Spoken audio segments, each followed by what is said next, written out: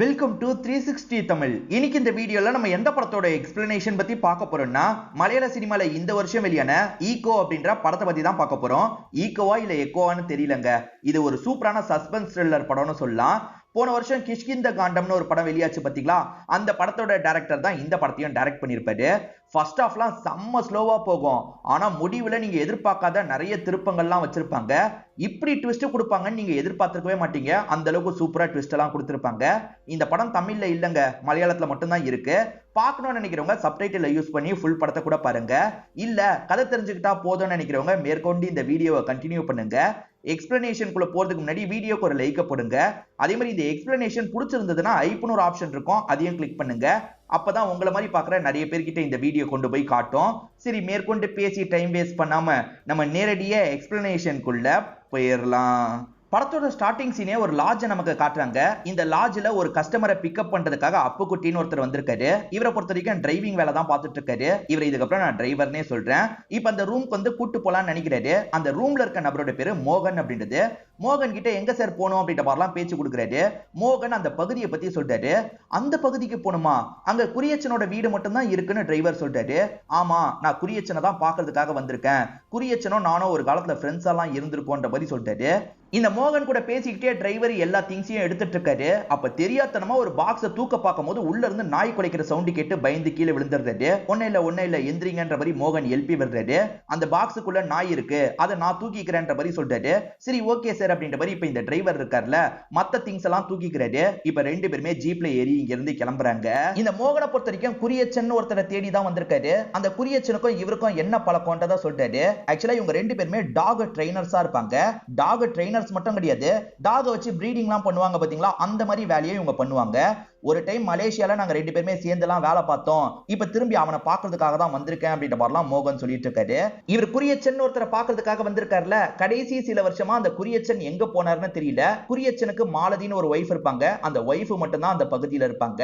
அந்த ஒய்ஃபை பார்க்க போறது கூட கஷ்டம். எல்லாருமே எல்லாம் போயிட முடியாது, ஏன்னா அந்த இடத்துல நாய் பாதுகாப்புக்காக இருக்கும். ஒரு நாய் ரெண்டு நாய் கிடையாது, 10-15 நாய் பாதுகாப்புக்காக இருக்கும். அதை மீறி போறதெல்லாம் ரொம்ப கஷ்டமா இருக்கும். இந்த மோகனை பொறுத்த வரைக்கும் குரியச்சனை பாக்குறதுக்காக தான் வந்திருக்காரு. குரியச்சன் இந்த காட்டு பகுதியில எங்கேயோ ஒளிஞ்சிட்டு இருக்கிறதா மோகன் நினைக்கிறாரு போல. நான் இங்க தான் ஸ்டே பண்ண போறேன் அப்படின்ற மாதிரி கேம்புக்கான செட்டப் எல்லாத்தையும் பண்ணிட்டு இருக்காரு. இவரோட சேஃப்டிக்காக தான் ஒரு டாகை கொண்டு வந்திருக்காரு. இவரை யாராவது அட்டாக் பண்ண வந்தா இந்த டாகை காப்பாத்தோம்ல, அதுக்காக தான் கூட்டு வந்திருக்காரு போல. அப்படி எதுக்காக குரியச்சனை பாக்குறதுக்காக வந்திருக்கீங்கன்ற மாதிரி இந்த டிரைவர் கேக்குறாரு. ஆனா அதுக்கான பதில மோகன் சொல்ல மாட்டாரு.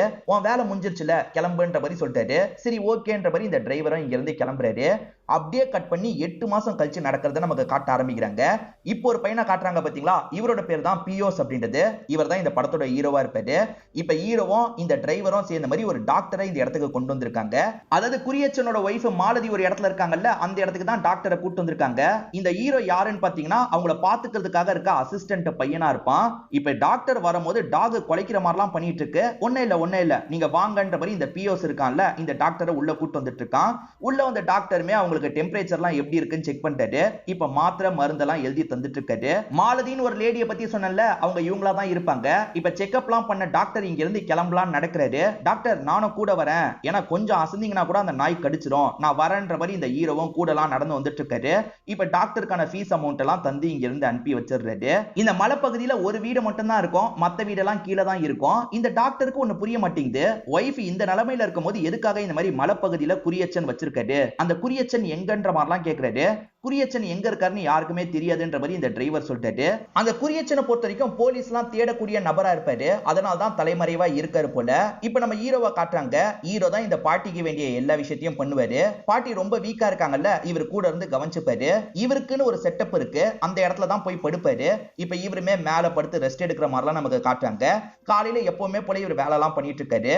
இவர் மட்டும் தான் மலைப்பகுதியை விட்டு கீழே இறங்குவாரு, தேவையான பொருள்லாம் வாங்குவாரு. இதுதான் நமக்கு தெரிய வருது. இவருக்கு சம்பளம் ஒரு பர்டிகுலர் நாள் வரும், ஏன்னா இந்த பாட்டிக்கு 2 பசங்க இருப்பாங்க, அவங்க தான் சம்பளத்தை எல்லாம் போட்டு விடுவாங்க. அந்த சம்பளத்தை கலெக்ட் பண்றதுக்காக இவர் கீழே வந்துட்டு இருக்காரு. அப்ப 2 லாரி டிரைவர்ஸ் இருக்காங்கல்ல, டே எப்படா இருக்க பியோஸ் அப்படின்ற மாதிரிலாம் கேட்டுட்டு இங்க இருந்து போறாங்க. இப்ப இவருமே அவங்கள எல்லாம் கிராஸ் பண்ணி அந்த காசு வரும் பாத்தீங்களா, அந்த இடத்துக்கு வந்துடுறாரு. இப்ப காசெல்லாம் கலெக்ட் பண்ணிக்கிறாரு. இவரு 2 பேருக்கு காசு அனுப்பணும்னு நினைக்கிறாரு போல. இப்ப என்ன பண்றாருன்னா, இந்த அமௌண்ட்டை இந்த இடத்துக்கு அனுப்பி வச்சிருன்ற மாதிரிலாம் ஒரு பொண்ணு கிட்ட சொல்றாரு. இவர் அடிக்கடி வரதுனால அந்த பொண்ணு கிட்ட சகஜமா பேசி பழகலாம் ஆரம்பிக்கிறது. அந்த பொண்ணுமே பேருமே சிரிச்சுலாம் பேசிட்டு இருக்காங்க. இப்ப நம்ம ஹீரோ மணி ஆர்டர்லாம் அனுப்பிட்டு இங்க இருந்து கிளம்பலாம்னு நினைக்கும் போது ஒரு போலீஸ் வந்து இவரை லாக் பண்ணி பேச ஆரம்பிக்கிறாரு. இவர் இப்போதைக்கு போலீஸ் இல்ல, முன்னாள் போலீஸ் போல. இந்த போலீஸ்க்கு பக்கத்துல நேவி ஆபீசரா ஒரு நபர் இருக்காரு. அவரோட பேரை படத்துல சொல்ல மாட்டாங்க, நம்ம நரேன்னே வச்சுப்போம். நரேன் யாரு என்னன்ற மாதிரிலாம் இந்த பையன் கேக்குறான். இவர் ஒரு நேவி ஆபீசரு, உங்ககிட்ட பேசணுமா, குறியச்சனை பத்தி தெரிஞ்சுக்கணுமா, கொஞ்சோண்டு நேரம் எங்க கூட வாடான்ற மாதிரி கூப்பிடுறாரு. வேற வழி இல்லாம இவனும் ஏத்துக்கிறான். இவங்க கூட சேர்ந்த மாதிரி டிராவல் பண்றான். இவங்க இருக்காங்கல்ல, அவங்களோட இடத்துக்கு கூட்டு போய் இவங்க கிட்ட பேச ஆரம்பிக்கிறாங்க. இந்த நேவி ஆபீசர் நரேனை பொறுத்த வரைக்கும் குறியச்சன் கூட ஒரு பிரச்சனை இருக்கு போல. அதனால குறியச்சனை பிடிக்கிறதுக்காக தான் இந்த இடத்துக்கு வந்திருக்காரு. கூட இந்த போலீஸையும் சேர்த்துக்கிறாரு. இந்த போலீஸ் ஒரு காலத்துல குறியச்சனை பிடிக்கிறதுக்கு ட்ரை பண்ணிருப்பாரு. ஆனா கடைசி வரைக்கும் பிடிக்க முடியாம போயிருக்கும். எப்படியாவது இந்த பையன் கிட்ட பேசி டீடைல வாங்கலாம்னு யோசிக்கிறாங்க. அதாவது குறியச்சனை ஒய்ஃப பார்க்க வருவாரா அப்படின்ற மாதிரிலாம் இவங்க கேட்டுட்டு இருக்காங்க. இதே சமயம் அந்த மலைப்பகுதியில ஒரு மர்ம நபர் நடந்து போறத காட்டுறாங்க. வீட்டுல தனியா அந்த லேடி இருக்காங்கல்ல, அந்த லேடியை ஏதாவது பண்ணலான்ற எண்ணத்துல தான் வந்துட்டு இருக்காரா என்னன்னு தெரியல. அந்த லேடிக்கு அதெல்லாம் தெரியல, சமையல் வேலையா பார்த்துட்டு இருக்காங்க. இந்த சைடு நம்ம ஹீரோ சொல்றத காட்டுறாங்க. குறியச்சன் காணாம போனாரு பாத்தீங்களா, அப்பத்துல இருந்து தான் இவன் பாத்துக்கிறதுக்காக வந்தவனா இருப்பான். ஆனா நான் வந்ததுல இருந்து குறியச்சனை பார்த்ததே கிடையாது, அந்த லேடியை மீட் பண்றதுக்கு அவர் வந்ததே கிடையாதுன்ற மாதிரி சொல்றான். சரி, அந்த லேடிக்கு ஒருவேளை குறியச்சன் இருக்கிற இடம் தெரியும்ல, அவங்க கிட்ட பேசி பாத்திருக்கியா அப்படின்ற மாதிரி இந்த நேவி ஆபீசர் நரேன் கேக்குறாரு. அந்த லேடி 4 வார்த்தை பேசினா 1 வார்த்தை பேசுவாங்க. அந்த லேடி எல்லாம் குறியச்சனை பத்தி என்கிட்ட எதுவுமே சொன்னதில்லை அப்படின்ற மாதிரி சொல்லிட்டு இருக்கான். நரேன் என்ன யோசிக்கிறாருன்னா, கண்டிப்பா ஒய்ஃபுக்கு குறியச்சன் எங்க இருக்கான்றது தெரிய வாய்ப்பு இருக்கு. அதனால அந்த பாட்டி கிட்ட நைஸா பேச்ச கொடு, குறியச்சன் எங்க இருக்கான்றதை தெரிஞ்சுக்கோ. அப்படி தெரிஞ்சு எனக்கு தகவல் கொடுத்தேன்னு வச்சுக்கோயேன், உனக்கு நிறைய நான் காசு தருவேன். இப்போதைக்கு இந்த காசை வச்சுக்கோன்ற மாதிரி கொஞ்சம் காசை தராரு. பரவாயில்லப்பா, காசு கிடைக்குதுன்ற மாதிரி இந்த பையனும் வாங்கிக்கிறான். நீங்க சொன்ன மாதிரி இதுக்கப்புறம் நான் ட்ரை பண்றேன் அப்படின்ற மாதிரிலாம் சொல்றான். மணி ஆர்டர் அனுப்புற இடத்துல ஒரு பொண்ணு இருக்காங்கல்ல, அவங்க கிட்ட பேசுறதுக்காக வரும்போது அங்க டிரைவர் இருக்காரு. இவன் டிரைவர் கிட்டயும் சகஜமா பேசுவான் போல. எங்க போயிட்டு வரேன்ற மாதிரிலாம் டிரைவர் கேக்குறாரு. ஒரு ஆபீசரை பாக்கிறதுக்காக போனேன் அப்படின்ற மாதிரிலாம் இவனும் சாதாரணமா சொல்லிட்டு இருக்கான். யார் அந்த ஆபீசர் அப்படின்ற மாதிரி டிரைவரும் இந்த இடத்துல யோசிச்சுட்டு இருக்காரு. இப்ப ஹீரோ இருக்காருல, தேவையான பொருள்லாம் வாங்கிட்டு நடந்து வந்துட்டு இருக்காரு. ஒரு இடத்துல யூரின் பாஸ் பண்ணும் போதுதான் இந்த பகுதியில ஒருத்தனோட நடமாட்டம் தெரியுது. யாரவன் அப்படின்னு செக் பண்ணலான்றதுக்குள்ள அவன் காணாம போயிடுறான். அதுக்குள்ள எங்க போனா, எதுக்காக ஒருத்தன் இங்க வந்தான், பாட்டி ஏதோ பண்றதுக்காக தான் வந்திருக்கான் போல அப்படின்ற மாதிரிலாம் இவர் ரொம்ப பதட்டப்படுறாரு. பாட்டிக்கு என்னாச்சு ஏதாச்சுன்னு பார்க்கணுன்ற மாதிரி வேகமா மேல நோக்கி ஓடி வந்துட்டு இருக்காரு. பொதுவா யாரும் இந்த பகுதிக்கு வரமாட்டாங்க. எவனோ ஒருத்தன் வந்திருக்கான்னு தெரிஞ்சுதான் இவர் பதட்டமா ஓடி வந்துட்டு இருக்காரு. பாட்டி பார்த்தா வேலை தான் பார்த்துட்டு இருக்காங்க. பாட்டி நல்லபடியா இருக்காங்கன்னு தெரிஞ்சோதான் இவன் நிம்மதி ஆகுறான். நீங்க ஓகே தானேன்னு கேக்குறான். எனக்கு என்னடா பிரச்சனை, நான் ஓகேவா தான் இருக்கேன்ற மாதிரி அந்த பாட்டியும் சொல்றாங்க. இப்ப நரேன் இருக்காருல, ஹெல்ப் பண்றதுக்காக அந்த போலீஸ்க்கு காசெல்லாம் தராரு. இந்த போலீஸை பொறுத்த வரைக்கும் அவன் பண்ற இல்லீகல் வேலைக்காக மட்டும் அந்த குறியச்சனை பிடிக்க நினைக்கல, வேற ஒரு காரணமும் இருக்கு. ஏன்னா இவர் கூட வேலை பார்த்த ஒரு ஆபீசரை அந்த குறியச்சனோட ஆள் ஒருத்தன் இருக்கான் பாத்தீங்களா, காலி பண்ணிருப்பான். இவர் டியூட்டில இருந்த வரைக்கும் எப்படியாவது குறியச்சனை பிடிக்கணும்னு பல முயற்சி எல்லாம் பண்ணிருப்பாரு. ஆனா அவன் தலைமறைவா இருந்ததுனால கடைசி வரைக்கும் கண்டுபிடிக்க முடியாம போயிருக்கும். அதனால தான் சார் நீங்க கேட்டோன்னு ஹெல்ப் பண்றதுக்கு சம்மதிச்சேன் அப்படின்ற மாதிரிலாம் இந்த ஆபீசர் சொல்லிட்டு இருக்காரு. இவரை நான் போலீஸ்னு சொல்றேன், அவரை நான் நரேன்னே சொல்றேன். நீங்க கதையை நல்லா கவனிச்சுக்கோங்க. இந்த போலீஸோட கொலிக்கு இறந்து போனதுனால குறியச்சனை பிடிக்கணும்னு நினைக்கிறாரு. ஆனா நரேன் எதுக்காக குறியச்சனை பிடிக்கணும்னு நினைக்கிறாருன்றது கிளியரா தெரியல. இப்படி பேசிக்கிட்டே வந்துட்டு இருக்கும் போது கார்ல பிரேக் பிடிக்க மாட்டேங்குது. ஐயோ, பிரேக் ரிப்பேர் ஆயிருக்கு அப்படின்ற மாதிரி நரேன் சொல்லிட்டாரு. இப்ப கஷ்டப்பட்டு நரேன் வண்டியை கண்ட்ரோல் பண்ணிட்டு இருக்காரு. அங்க இருக்க ஒரு மரத்துல போய் இடிச்சிடுறாரு. வண்டியை நல்லபடியா நிறுத்திடுறாரு. சின்ன சின்ன காயத்தோட இவங்க 2 பேருமே தப்பிச்சிடுறாங்க. பிரேக் வயர் தன்னால கட் ஆகல, கண்டிப்பா அந்த குறியச்சன் தான் பண்ணிருக்க வாய்ப்பு இருக்குன்னு யோசிக்கிறாங்க. ஏன்னா குறியச்சன் சாதாரண ஆள் இல்ல, நம்ம தேடிட்டு இருக்கிறது தெரிஞ்சு இப்படி பண்ணிட்டு இருக்கான் போல. அப்ப குறியச்சன் நம்மள கவனிச்சிட்டு இருக்கான். இது போதும், அந்த குறியச்சனை எப்படியாவது பிடிக்கலான்ற மாதிரி இவங்க 2 பேருமே சிரிச்சிட்டு இருக்காங்க. குறியச்சனோட வைஃபான இந்த மாலதி இருக்காங்க பாத்தீங்களா, மலேசியாவை சேர்ந்தவங்களா இருப்பாங்க. எப்படி அவர் உங்களை கரெக்ட் பண்ணி இந்த இடத்துக்கு கூட்டு வந்தாரு சொல்லுங்க அப்படின்ற மாதிரிலாம் ஹீரோ கேக்குறாரு. இவங்களுமே வெக்கப்பட்டு லைட்டா சிரிக்கிறாங்க, சில விஷயங்களை யோசிச்சு பாக்குறாங்க. அது அவர் இருக்காருல, போட்டோல இவங்களை எடுத்திருப்பாரு. அந்த மாதிரி ஒரு கிளிப்பிங்ஸ் மட்டும் நமக்கு காட்டுறாங்க. ஆனா பாட்டி இப்போதைக்கு பிளாஷ்பேக் எல்லாம் இந்த பையன் கிட்ட சொல்ல மாட்டாங்க.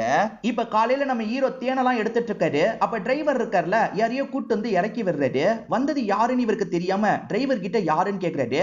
இவர் யாருன்னு தெரியாதா, இவர் தாண்டா உன்னோட முதலாளி அப்படின்ற மாதிரி டிரைவர் சொல்லிட்டாரு.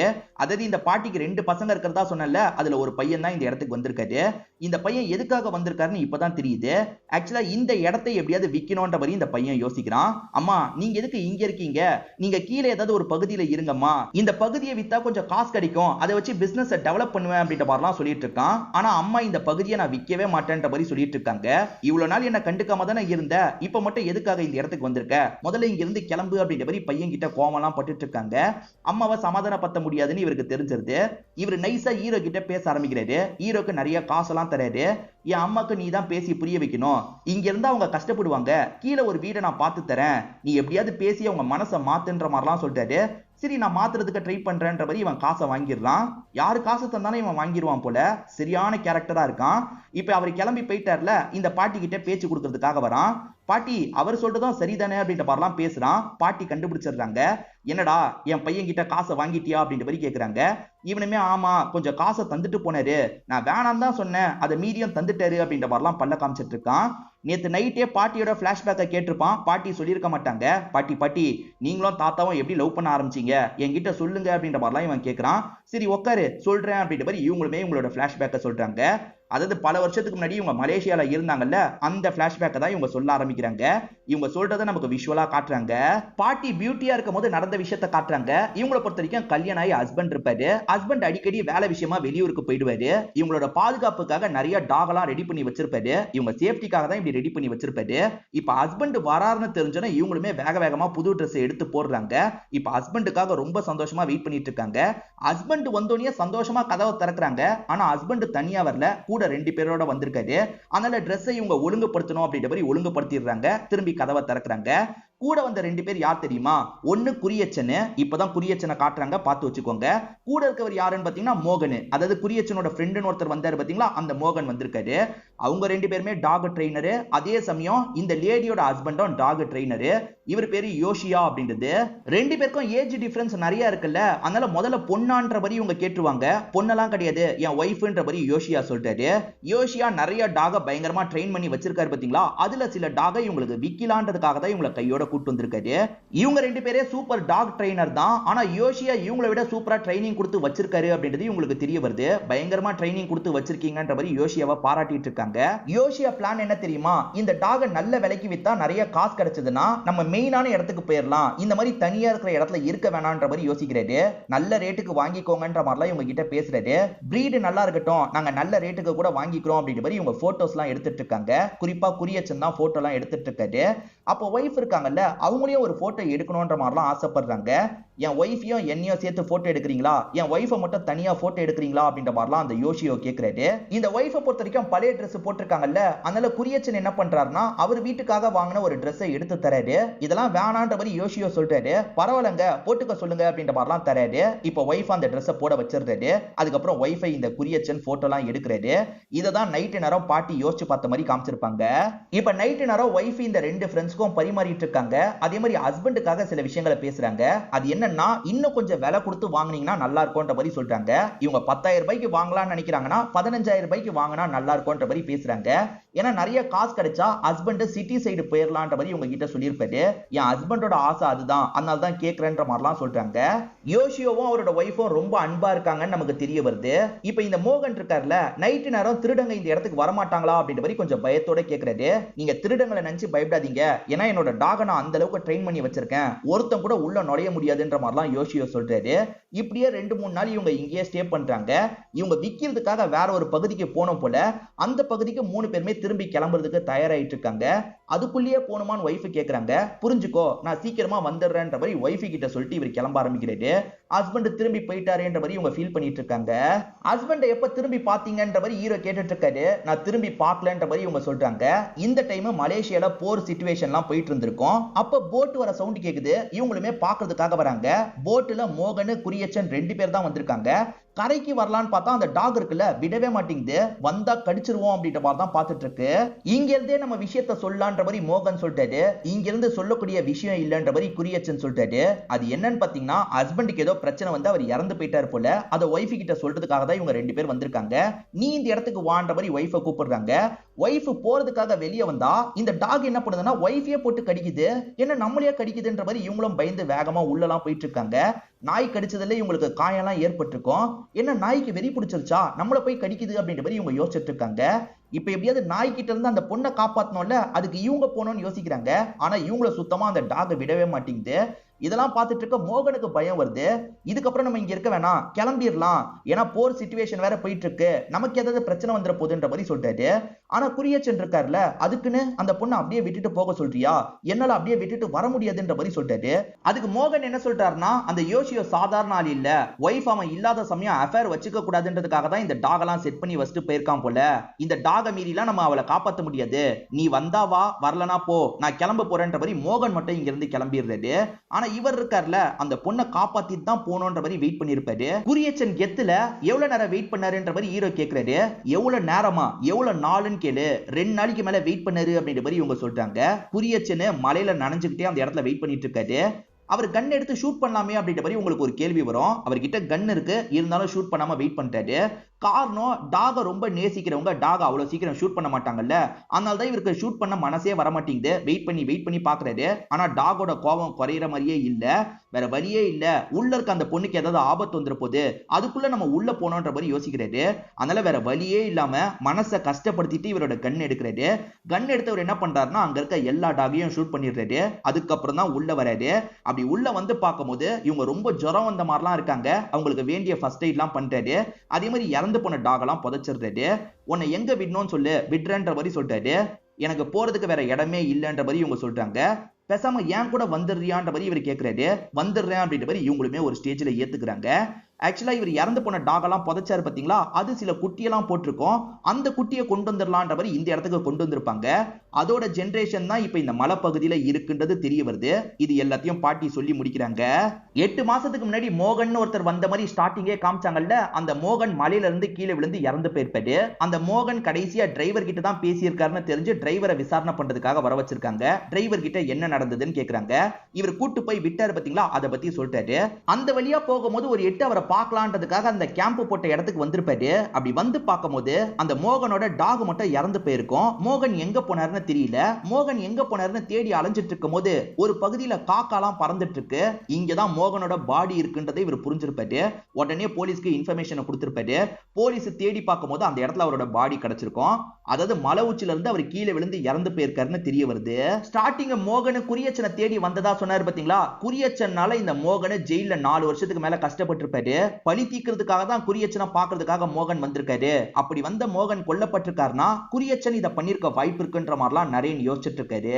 டே பியோஸ் அப்படின்ற மாதிரி ஏற்கனவே 2 டிரைவர் ஹீரோக்கு கையை காமிச்சிட்டு போனாங்கல்ல, இப்ப அந்த டிரைவர்ஸ் பேசுறதுக்காக வராங்க. ஆக்சுவலா பியோஸ்னு ஒரு பையன் இங்க வரணும், அந்த பையன் ஹீரோ இல்லன்றதையும் உங்களுக்கு தெரிஞ்சிருக்கு. ஏன்னா உண்மையான பியோஸ் இருக்கான் பாத்தீங்களா, வேற மாதிரி இருப்பான். இவன் ஏமாத்தி தான் வந்திருக்கான்றது உங்களுக்கு தெரிஞ்சிருது. ஏமாத்தி எதுக்காகடா வந்திருக்கன்ற மாதிரிலாம் கேக்குறாங்க. நம்ம ஹீரோ திருன்னு முடிக்கிறாரு. வர வேண்டியவன் வராம நம்ம ஹீரோ வந்திருக்காரு போல. உண்மையிலேயே வர வேண்டியவனை கரெக்ட் பண்ணி தான் வந்திருக்காரு. இவர் சம்பாதிக்கிற காசை அந்த பையனுக்கு அனுப்பிடுவாரு. அதனால தான் அவன் பிரச்சனை பண்ணாம இருக்கான் போல. சரி, நீ எதுக்காக வந்திருக்கன்றதுலாம் எங்களுக்கு தேவையில்லை. ஒருவேளை உனக்கும் குரியச்சனுக்கும் ஏதாவது தனிப்பட்ட முறையில பிரச்சனை இருக்கலாம். அதே மாதிரிதான் குரியச்சனுக்கும் எங்களுக்கும் ஒரு பழைய கணக்கு இருக்கு. அதை தீர்க்கிறதுக்காக தான் வந்திருக்கோம். குரியச்சன் கதையை முடிக்கிறதுக்கு ஹெல்ப் பண்ணு அப்படின்ற மாதிரிலாம் கேட்கறாங்க. இந்த பையன் ஏத்துக்கலனா இவன் அடையாளத்தை சொல்லிடுவாங்கல்ல, அதனால இந்த பையனோ ஹெல்ப் பண்றன்ற மாதிரி ஏத்துக்கிறான். அதே மாதிரி மோகனை நீ தானே சாவடிச்சு அப்படின்ற மாதிரி இவங்க கேட்கறாங்க. அதுக்கு இந்த பையன் எந்த ஒரு பதிலும் சொல்ல மாட்டான். எனக்கு வேலை இருக்குன்ற மாதிரி இங்க இருந்து கிளம்ப ஆரம்பிக்கிறான். இப்படி நடந்து போயிட்டு இருக்க ஹீரோ ஒரு விஷயத்தை யோசிச்சு பாக்குற மாதிரி நமக்கு காட்டுறாங்க. அது என்னன்னு பாத்தீங்கன்னா, மோகன் குரியச்சனை தேடி 8 மாசத்துக்கு முன்னாடி வந்தாரு பாத்தீங்களா, அப்ப இந்த பையன் அவருக்கு பின்னாடி பொறுமையா நடந்து வந்துட்டு இருக்கான். மோகன் இந்த இடத்துக்கு வரதுக்கு முன்னாடி ஒரு ஹோட்டல்ல தங்கிட்டு இருந்தாரு பாத்தீங்களா, அதே ஹோட்டல்ல இவன் எதிர் ரூம் எடுத்து தங்கிட்டு இருந்திருப்பான். மோகன் அங்கிருந்து கிளம்பினதுக்கு அப்புறம் தான் இவனும் கிளம்பி இருப்பான். மோகனை இவன் ரெகுலரா ஃபாலோ பண்ணிருக்கான்னு தெரிய வருது. இப்ப பிரசன்ட்ல மோகனுக்கு பின்னாடி அட்டாக் பண்ற மாதிரிலாம் இவன் பொறுமையா வந்துட்டு இருக்கான். ஆனா இவன் பின்னாடி வரத மோகன் கண்டுபிடிச்சிருக்காரு. என்னப்பா பொறுமையா வந்தா சவுண்ட் கேட்காதா, நீ வந்ததை நான் கவனிச்சிட்டேன் அப்படின்ற மாதிரிலாம் மோகன் இவன் கிட்ட பேச ஆரம்பிக்கிறாரு. இந்த மோகன் பேசும்போது தான் சில விஷயங்கள் தெரிய வருது. மோகனோ குரியச்சனோ சேர்ந்த மாதிரி நிறைய இல்லீகல் வேலையும் பண்ணிருப்பாங்க. இல்லீகல் வேலை பண்ணாலே எதிரிங்க எல்லாம் உருவாவாங்கல்ல, அந்த மாதிரி உருவான எதிரியா கூட நீ இருக்கலாம். நீ குரியச்சனையும் என்னையும் சாவடிக்கிறதுக்கு ட்ரை பண்ணலாம். என்ன ஓரம் வச்சிரு, முதல்ல குரியச்சன் கதையை முடிக்கலாம் அப்படின்ற மாதிரி மோகன் சொல்லிட்டு இருக்காரு. ஏன் மோகன் கோபமா இருக்காருன்னு இப்பதான் சொல்லிட்டாரு. அந்த குரியச்சன் இருக்காருல, அவர் பண்ண தப்புக்கு இந்த மோகனை மாட்ட வச்சுட்டு போயிருப்பாரு. அதனால்தான் மோகன் தேவையில்லாம 4 வருஷம் ஜெயில இருந்திருப்பாரு. அதனால்தான் குரியச்சனை பழி வாங்குறதுக்காக இந்த இடத்துக்கு வந்திருக்காரு. குரியச்சன் பார்த்தா பல வருஷமா ஒளிஞ்சிட்டு இருக்காரு. அவன் வெளியே வந்தா தானே காலி பண்ண முடியும், நீ அதுக்கு ஹெல்ப் பண்ணுன்ற மாதிரி பேசிட்டு இருக்காரு. நம்ம ஹீரோவும் அடையாளத்தை மறைச்சுதான் இந்த இடத்துல இருந்துட்டு இருக்காரு. அடையாளத்தை மறைச்சு இருந்துட்டு இருக்காருன்னா குரியச்சனை கொல்றதுக்காக தான் இவரும் வந்திருக்காரு போல. சோ இவங்க 2 பேருமே சேர்ந்த மாதிரி பிளான் எல்லாம் போட்டுட்டு இருக்காங்க. அப்படி பிளான் எல்லாம் போட்டுட்டு போட்டுட்டு இருக்கும் போது இவர் டாக் இல்லாம வேற டாக் குலைக்கிற மாதிரி இந்த மோகனுக்கு சவுண்ட் கேக்குது. எங்க இருந்து இந்த சவுண்ட் கேக்குதுன்னு செக் பண்றதுக்காக இவரும் அந்த இடத்துக்கு வந்துட்டு இருக்காரு. இவர் பைனாகுலர்ல பாத்துட்டு இருக்காரு பாத்தீங்களா. அந்த சமயம் அந்த பாட்டியோட நிறைய நாய்ங்க ஓடி வந்துட்டு இருக்கு. அந்த நாய்ங்க ஹீரோவை அட்டாக் பண்ற மாதிரி தான் ஓடி வந்துட்டு இருக்கு. நம்ம மோகன் கூட டிஸ்கஸ் பண்ணது இந்த டாகுக்கு புரிஞ்சிருச்சா அப்படின்ற மாதிரி இவர் பயந்துட்டு இருக்காரு. ஆனா வந்த டாக் இருக்குல்ல, ஹீரோவை தாண்டி போய் விளிம்புல இருக்காரு பாத்தீங்களா, அந்த மோகனை அட்டாக் பண்ணுது. விளிம்புல இருக்க மோகனை எட்டி எட்டி அது மிதிச்சிட்டு இருக்குல்ல, அதனால ஒரு ஸ்டேஜ்ல தவறி தான் மோகன் மேல இருந்து கீழே விழுந்திருப்பாரு. இவரும் காப்பாத்தலான்னு போறாரு, அதுக்குள்ள மோகன் மேல இருந்து கீழே விழுந்திருப்பாரு. இதுதான் நடந்தது அப்படின்ற மாதிரி இவர் நரேன் கிட்ட சொல்லிருக்கணும்ல. ஆனா நரேன் கிட்ட இந்த விஷயத்தை இவர் மறைச்சு அங்க இருந்து கிளம்பி இருப்பாரு. இப்ப நரேன் ஒரு விஷயத்தை கண்டுபிடிச்சிடுறாரு. அது என்னன்னா, இந்த பையன் ஏமாத்திட்டு இருக்கான். இந்த பையனோட உண்மையான பேரு மணிகண்டன் அப்படின்றது. பியோஸ்னு வேற ஒருத்தன் இருக்கான், அவன் கொஞ்சம் உடம்பு முடியாம இருக்கான். அவன் பேரை சொல்லி தான் இவன் வந்திருக்கான் அப்படின்றத இவங்க கண்டுபிடிச்சிடுறாங்க. இவன் என்ன நோக்கத்தோட வந்திருக்கான்ற மாதிரி ஒரு கேள்வி இருக்கு. அதாவது ஹீரோ என்ன நோக்கத்தோட வந்திருக்கான்ற மாதிரி நரேனுக்கு ஒரு கேள்வி இருக்கு. இவனும் குறியச்சனை காலி பண்றதுக்காக தான் வந்திருக்கான் போல, இவனை விட்டு பிடிப்போம் அப்படின்ற மாதிரிலாம் அந்த போலீஸ் கிட்ட சொல்லிட்டு இருக்காரு. இப்ப மாலதி அப்படின்ற அந்த பாட்டியை நமக்கு காட்டுறாங்க. அந்த பாட்டி இந்த பையனை சுத்தமா நம்ப மாட்டாங்க போல. அது என்னன்னா, இவன் பால் தந்தா கூட அந்த பாலை முதல்ல எறும்பெல்லாம் குடிக்க வைப்பாங்க. அது குடிச்சிட்டு சாவலன்னு தெரிஞ்சதுக்கு அப்புறம் தான் இவங்க குடிப்பாங்க போல. ரொம்ப கவனமாவே இந்த பாட்டி இருந்துட்டு இருக்காங்க. ஹீரோ கிட்ட 2 டிரைவர்ஸ் டீல் பேசினாங்க பாத்தீங்களா, அந்த 2 பேரோட பேரை சொல்லிடுறேன். ஒருத்தன் பேரு சுகுமார், இன்னொருத்தன் பேரு சோமன் அப்படின்றது. அவங்களுக்கும் குறியச்சனுக்கும் ஏதோ பிரச்சனை இருக்கு. குறியச்சன் கதையை முடிக்கணும்னு நினைக்கிறாங்க. குறியச்சன் வெளியே இருந்தா ஈஸியா கதையை முடிச்சிருவாங்க. ஆனா எங்க இருக்காருன்னு தெரியாம இருக்கிறது தான் பிரச்சனையா இருக்கும். அவங்க 2 பேரும் ஒரு ஐடியா தராங்க. அந்த பாட்டி கிட்ட சொந்த ஊருக்கு போக போறேன்ற மாதிரி லீவ் எடுத்துக்கோ. லீவ் எடுத்ததுக்கு அப்புறம் நீ எங்க கூட சேர்ந்து அந்த குறியச்சனை தேடுறதுக்காக வா. ஏன்னா அந்த காட்டு பகுதியை பத்தி எங்களுக்கு தெரியாது, உனக்கு தெரியும்ல. நம்ம எப்படியாவது அந்த குறியச்சனை கண்டுபிடிச்சிடலாம். காட்டு பகுதியில தான் எங்கேயோ ஒளிஞ்சிட்டு இருக்கான் அப்படின்ற மாதிரிலாம் இவங்க 2 பேர் சொல்லிட்டு இருக்காங்க. ஓஹோ, அப்ப அன்னைக்கு அந்த பகுதிக்கு வந்தது நீங்க தானா அப்படின்ற மாதிரி ஹீரோ கேக்குறாரு. ஹீரோ யூரின் பாஸ் பண்ணிட்டு இருக்கும்போது யாரோ நடமாடின மாதிரி தெரிஞ்சது இல்ல. ஆமா, அது நான் தான் அப்படின்ற மாதிரி இங்க சுகுமார் அப்படின்ற நபரும் ஏத்துக்கிறாரு. இவங்க 3 பேருமே சேர்ந்த மாதிரி இந்த பிளான போட்டுக்கிறாங்க. டிரைவர்னு ஒருத்தரை பத்தி சொன்னல, அவரை ஃபாலோ பண்ணி நரேனும் அந்த போலீஸும் வந்துட்டு இருக்காங்க. அவர் பக்கத்தூர்ல இருக்க போஸ்ட் ஆபீஸ்ல போஸ்ட் போடுறதுக்காக வரும்போது இவங்க 2 பேருமே கையும் களவுமா பிடிச்சிடுறாங்க. ஆக்சுவலா குறியச்சன் ஒய்ஃபுக்கு அப்பப்ப லெட்டர்லாம் எழுதுவாரு. கையங்களவுமா பிடிக்கணும்னு வரும்போது தான் இவர் வந்திருக்கிறது உங்களுக்கு தெரியுது. அப்ப இவர் தான் குறியச்சன் மாதிரி லெட்டர் போடுறாருன்னு தெரிய வருது. என்ன ஏதுன்னு விசாரிக்கும் போது இந்த டிரைவர் ஒரு விஷயத்த சொல்லிட்டாரு. இந்த டிரைவர் கடைசியா குறியச்சனா 6 வருஷத்துக்கு முன்னாடி பார்த்திருப்பாரு.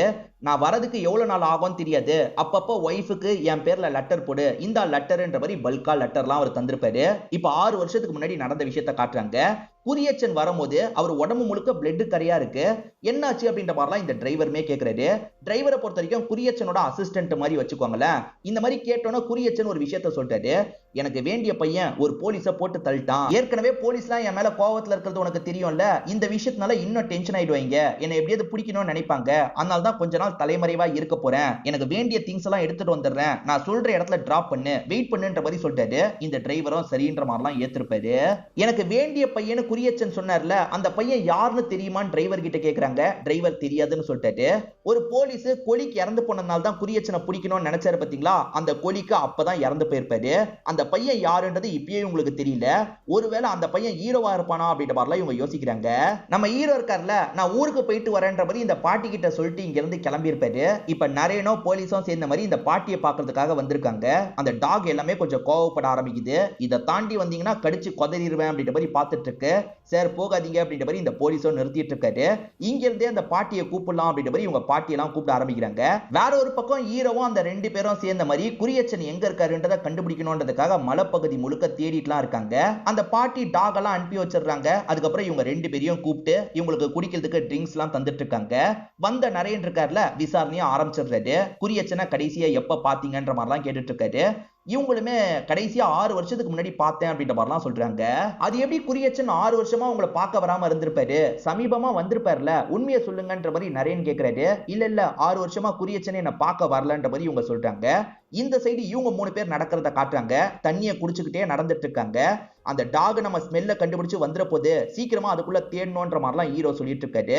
ஹீரோ முதல்ல இந்த இடத்துல வேலை பார்க்கறதுக்காக வந்தார்ல, அப்ப டாக் பயங்கரமா அட்டாக் பண்றதுக்காக வந்திருக்கோம். இவர் மரத்து மேல ஏறி எல்லாம் ஒளிஞ்சிட்டு இருந்திருப்பாரு.